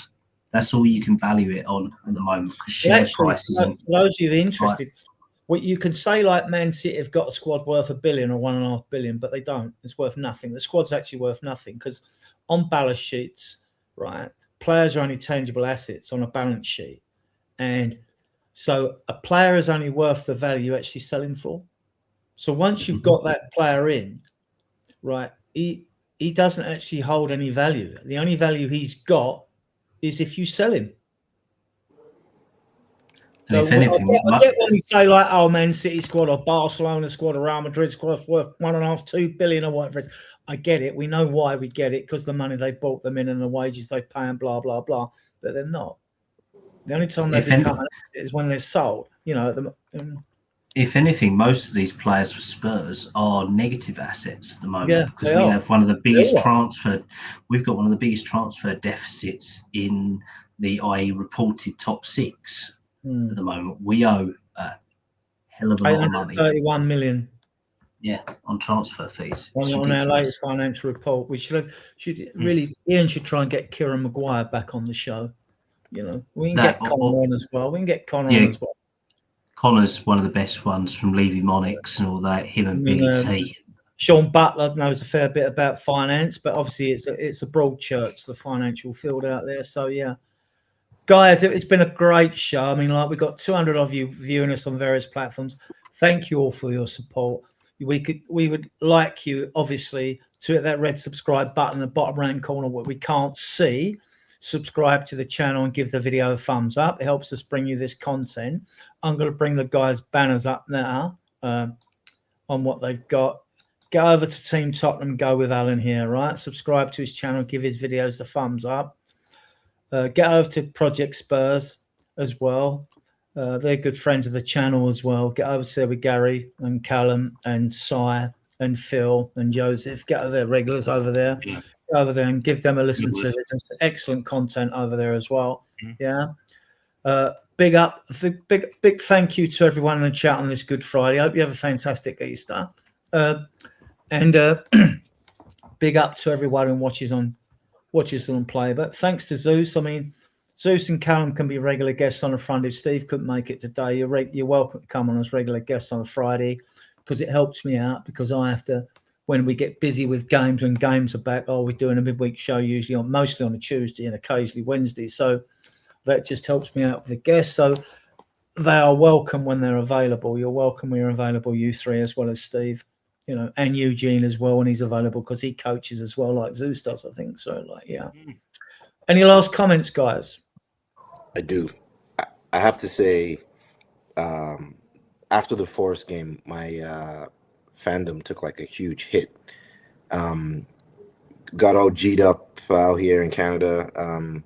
Went down to the Spurs official bar. It's called the Scotland Yard. Saw guys like Brian Dago, who's like a fairly on YouTuber, that kind of Yeah, thing. with Bruno Brimewell. Yeah, and just the way I know it wasn't a 3-0 game. Like we weren't like battered like the entire game, but that was the final scoreline, right? 3-0. And I was like, it did something to me. So like I don't feel like the club deserves my fandom as much. Like I can't keep checking what's happening on the daily. You're not alone. You're not alone, Zeus. Yeah, so I don't know. Prior to this, everything was all Spurs, but now it's like they really have to do something to, even if they do stay up, they still have to do more to kind of earn my fandom. So I'm kind of, I don't know, numb, maybe distancing myself. I don't know. On that, Zeus, do you happen to have Spurs play? So have I seen them play? Do you have Spurs play? No, I don't. Spurs play. I don't. Right.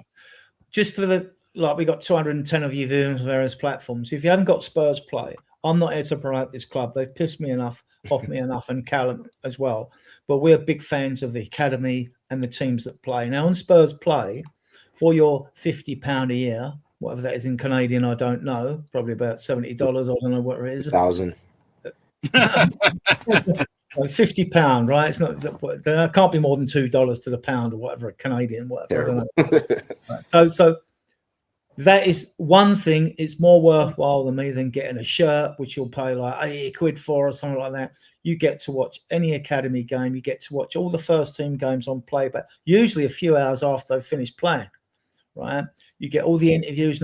I actually think it's the most worthwhile thing you get out of this club at the moment. Very good value for money. I'm not here to promote the club. Like I say, I'm as pissed off as everybody else is. But I just think Spurs. What it does as well, if you watch it as well, you get out of having Adrian send you highlights every single time after games. So it will save your sanity as well by doing it. Yeah. So. Anything else to add to Zeus? Sorry, I interrupted you. No, it's just like I think for the level, like everybody it was the biggest game in years. Like for me, the Forest game, bigger than Bilbao, all that sort of thing. And the final scoreline was like, yo, this is bullshit. Like something I can't do this. I can't rise to that level of support again. You know what I mean? Like I don't usually go to the pub to watch without an investment into the club that shows that they care. Yeah. So something needs, like I said, if they stay up, they need to do something extra to get us back on side. Alan, any last word? Look, good, bad, or indifferent. Zerbi is our manager, and I would like. It would be great if people could get behind him. It would be great to support, the boys. If we want to stay up, they're going to need our support. And come on, you Spurs. I really do feel like we'll be okay. I'm looking forward to the summer. I in my mind, I can't imagine relegation, so I just assume we stay up, and it's going to be an interesting summer. Callum, any last words? I know we didn't talk about it, but there was the first training session today. Any insights into that?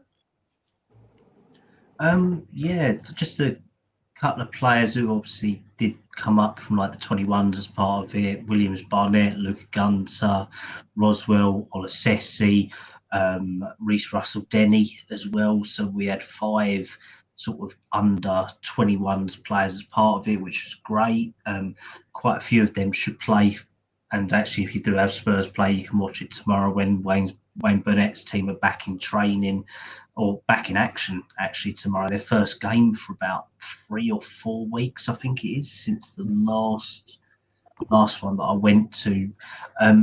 it was good to obviously see some interactions, doing like rondos, doing quick, fast pace, sort of passing games as well today. But I'm growing with the idea of De Zerbi, and I think, unfortunately, like Zeus, me and you, Adrian, were actually at the game, weren't we? The Forest game, and we did all the tour, we did all the parade and all the build-up to the game, and it ultimately counted for fuck all and all that, and it really hurt a lot of fans. It really did make us question what we can do to get behind the team. But I will still stand by it that I think we can do something under our manager to keep us in the Premier League and rebuild. We might not have European football next year, which we know we won't, but there is still stuff to play for this season. And if we can survive, yes, I know I'm going to say it's another project, but it is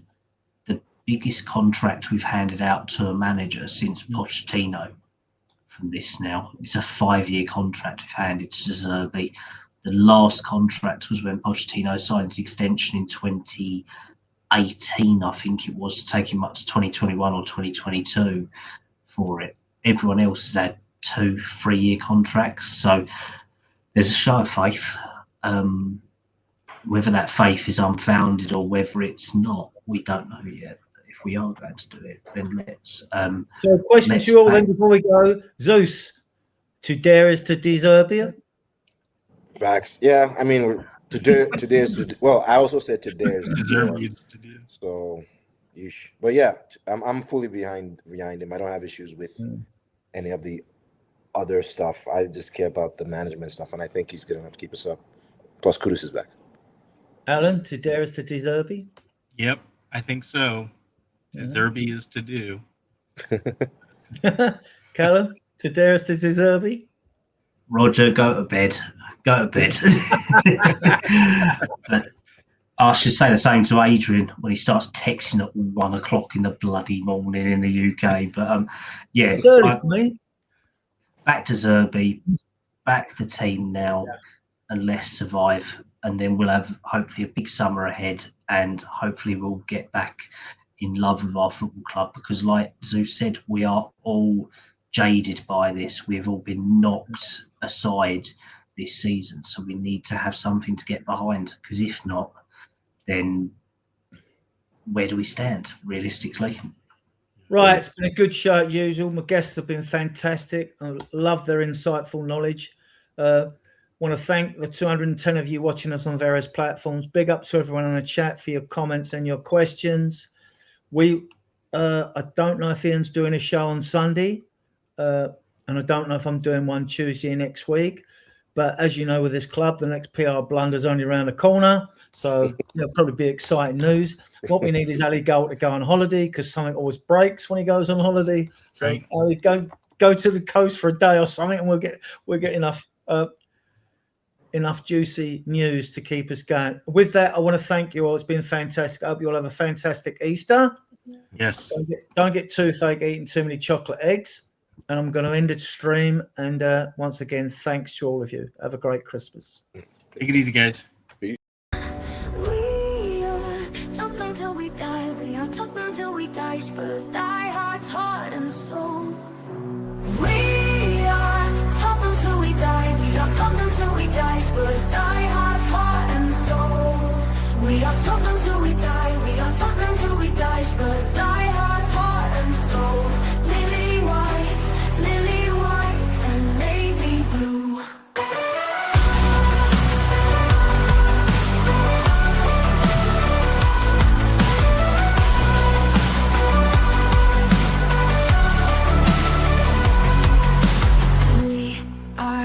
Top until we die, we are top until we die. Spurs die heart and soul. Lily white and navy blue. Top until we die, we are top until we die. Spurs die heart and soul. We are top until we die, we are top until we die. Spurs die heart and soul. We are top until we die, we are top until we die. Spurs die heart and soul. Lily white and navy blue. We are are Tottenham till we die. Spurs die hard, heart and soul. Lily white and navy blue.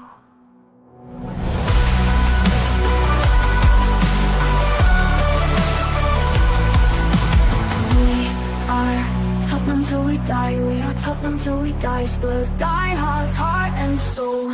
Lily white and navy blue.